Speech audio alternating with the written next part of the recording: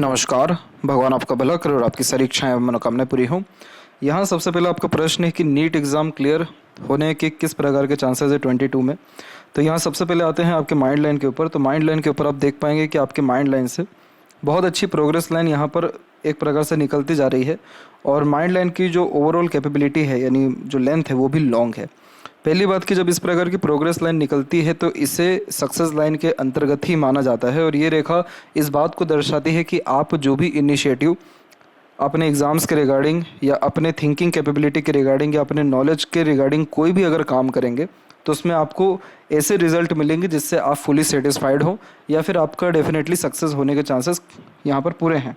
तो ये जो प्रोग्रेस लाइन है इसका पूरा झुकाव सूर्य की तरफ जा रहा है और सूर्य यहाँ कारक होते हैं सक्सेस के, नेम फेम एंड रिस्पेक्ट के और अथॉरिटी एंड पावर के। तो जब व्यक्ति का जीवन में नाम बहुत बढ़ने लगता है या फिर लाइफ में सेल्फ रिस्पेक्ट बढ़ने लगती है या ओवरऑल किसी भी लेवल का success and royalty standard of living increase होता है तब जाके ये फॉर्मेशन क्रिएट होता है। अगर इसका एज यहाँ पर काउंट किया जाए तो अप्रॉक्सीमेटली ये यहाँ पर एज अपना 20 और 21 के एज के आसपास में दिखा रहा है और उसके बाद से लगातार ग्रोथ है। तो 22 में जो है क्लियर होने के चांसेस उतने कंफर्म नहीं कह सकते, लेकिन 23 में 100% क्लियर होने के आपके चांसेस यहाँ अवेलेबल हैं। और माइंड लाइन जो लॉन्ग है इसका तात्पर्य होता है कि आपके अंदर अंतर्गत सीखने, समझने या बातों को याद रखने की सक्षमता बहुत बढ़िया है, यानी intelligency, knowledge, attitude and personality बहुत अच्छा है।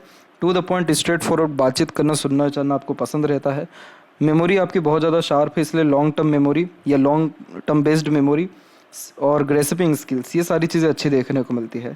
यहाँ 22 में भी सक्सेस के चांसेस क्रिएट हो सकते हैं अगर यहाँ कोई अनदर प्रोग्रेस लाइन क्रिएट हो। आप अगर हो सके तो अपनी हार्डवर्क को यहाँ बढ़ाइए और इमोशनल डिसीजन या रिएक्ट करने से थोड़ा सा आप बचिए, तो डेफिनेटली 22 में ही चांसेस क्रिएट हो जाएगा। अदरवाइज अभी के अकॉर्डिंगली बात करें तो 100% चांसेस 23 के दिखाई पड़ रहे हैं।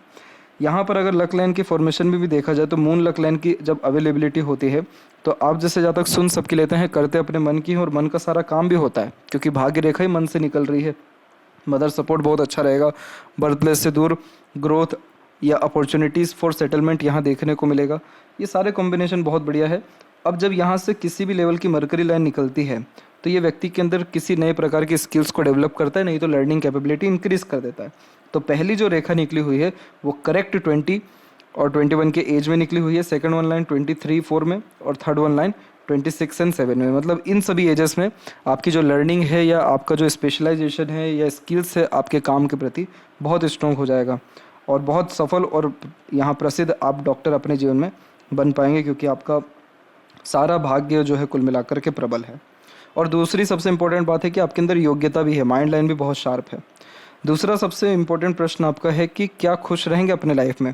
तो ऐसा है कि जब जब आप इमोशनल डिसीज़न लेंगे अपने लाइफ में या इंडिपेंडेंटली कोई भी डिसीज़न लेंगे तो उस डिसीज़न में इस चीज़ का ध्यान रखिएगा कि ये जो इमोशनल डिसीज़न है आप इमीडिएट लेने से बचिएगा, क्योंकि जब जब आप दिल से ज़्यादा सोचेंगे, दिल के द्वारा अत्यधिक निर्णय लेंगे, आपको अधिकतर मामलों में नुकसान होगा, मिसगाइड, मिसयूज़ होगा या फिर इमोशनल हर्ट होने के पूरे चांसेस रहेंगे।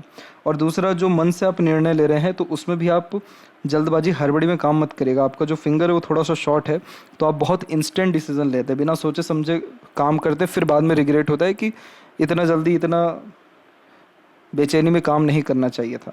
तो यहाँ पर ये बात सत्य है कि आप बहुत एक्सट्रीम इमोशनल, सिंपैथेटिकल व सेंसिटिव नेचर के हैं, दिल के बहुत साफ़ है, झूठ, फरेब, धोखेबाजी या षड्यंत्र ये कोई भी आपके अंदर नहीं है। लेकिन दुनिया ऐसी नहीं है, इसलिए बहुत इमोशनल डिसीजन लेने या रिलेशन में आने से इस कंडीशन में जब तक आपकी लाइफ में सेटलमेंट ना हो जाए आपको बचना चाहिए। और अगर आप ये चीज़ से अगर बच गए तो 100% आप अपने पूरे लाइफ में हैप्पी रहेंगे। लेकिन जहाँ पर आपने इमोशनल डिसीजन लेना शुरू कर लिया, इमोशनल यानी फ्लक्चुएशन आपके अंदर आने लग गया, मूड स्विंग होने लग गया, तो उसके अंतर्गत ये रहेगा कि कोई भी काम आपका बनेगा नहीं और इमोशनल हर्ट आप अलग जो है होते चले जाएंगे। इसीलिए इस चीज़ से आपको सख्त बचने की आवश्यकता है।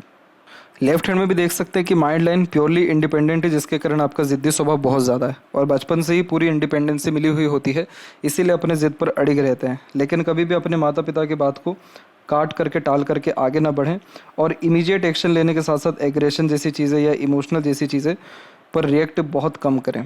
तो ये चीज़ें क्या करेगी कि आपको इंटरनल पीस, हैप्पीनेस, स्टेबलाइजेशन और overall joyfulness and happiness life में देते रहेगा। तो ये बहुत बड़ा एक रामबाण है कि आपका ये जो इमोशनल नेचर है किसी को भी पता भी नहीं चलना चाहिए। अदरवाइज देखें तो सक्सेस के 100% चांसेस, अगेन यहाँ पर भी देखिए प्रोग्रेस लाइन कितनी शानदार तरीके से निकल रही है। तो ये सब ग्रेट लेवल के सक्सेस को और अच्छे फॉरेन का जो है कनेक्शन को, अच्छे मेंटेलिटी को, और overall name, respect and authority, goodwill और अच्छे वेल्थ को भी यहाँ पर क्रिएट कर रहा है। तो आशा करता हूँ आपके प्रश्नों का उत्तर मिल गया हो। तब तक आप अपना ध्यान रखें। आपका बहुत बहुत धन्यवाद।